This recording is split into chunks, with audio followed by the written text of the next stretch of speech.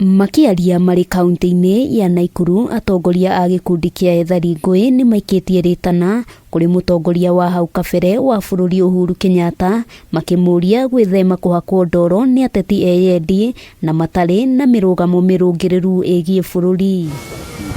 Atongoria aya maugĩte kũrĩ na amwe a ateti makoretwo makĩgeria gũthoga thayũ wa mũingĩ na njĩra ya gũtambia mĩhuhu ĩtarĩ na kĩene kũrĩ mũingĩ, marĩ na matanya ma kũharagania mũingĩ. Hao watu wote wengine wanasiasa wanaongea hapa na pale hivi.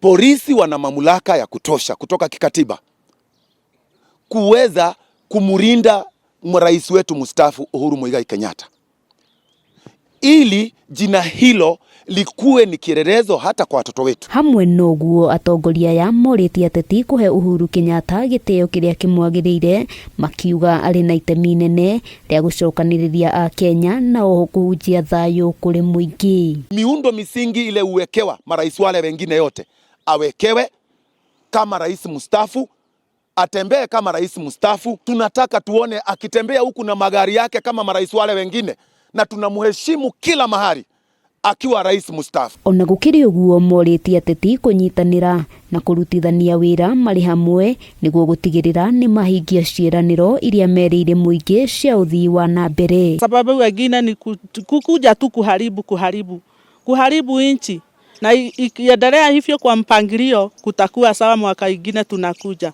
Kwa hivyo president wetu apewe uhuru atufanyie kazi. Handũ-inĩ ha Kameme TV, rĩtwa rĩakwa nĩ Wambui wa Njũgũna.